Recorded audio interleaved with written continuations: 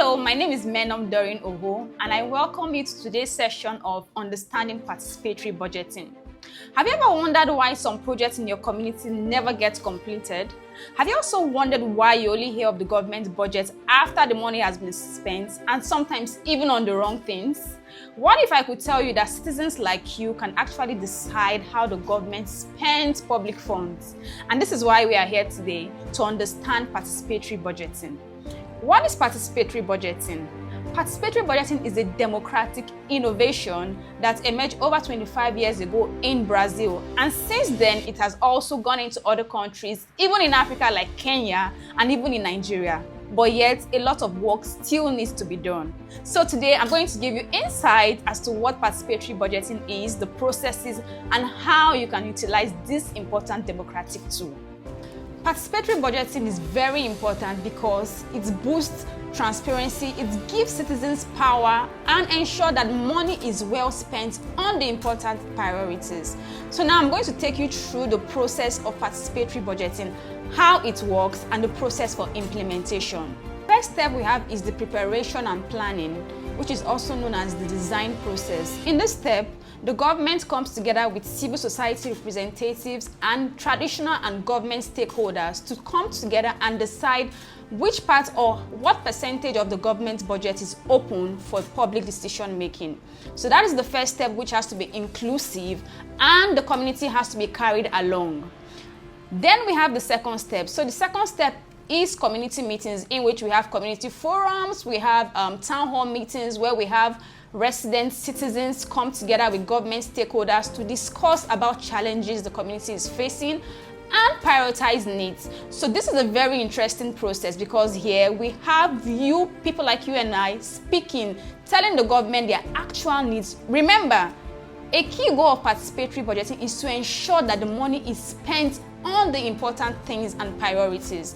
So in this process, during town hall meetings or community forums, we have citizens who come together to vocalize their challenges. That is the very second step of participatory budgeting. Can you see how engaging it is? Now we have the third step. So the third step is what we call the proposal development. Here we have CSOs, which is civil society organizations, representatives from civil society organizations who come together to form a steering committee, and based on the challenges the communities have mentioned during the community forum, these CSOs volunteer to develop proposals in consultation with experts. So after these proposals have been developed, then we go to the fourth stage, which is what? The voting. So now it is very important to notice something in the process of participatory budgeting. The government has to be realistic on what they can do. So let's say, for example, in the community we're able to identify 20 problems during the community forum.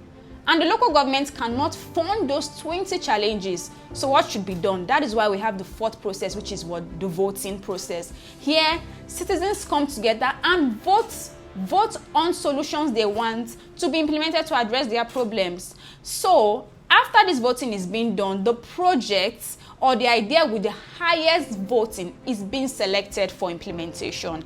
This leads us to the fifth step in a PB process, which is what? Implementation.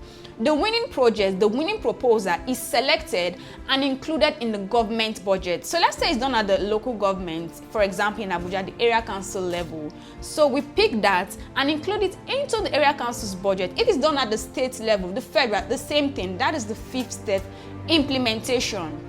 Now we move to the second step, which is monitoring and evaluation. So here we have citizens and civil society organizations, CSOs, citizens like you and I, who track the budget, who track the projects, who track to make sure that these projects are being implemented. In short, discuss what? I call it 4 do's. Discuss, decide, do, and deliver. How can you get involved? First, at the local government level, make sure you follow the budget process. Be part of town hall meetings, be part of community meetings. It will also enhance civic participation and build a very strong democratic society.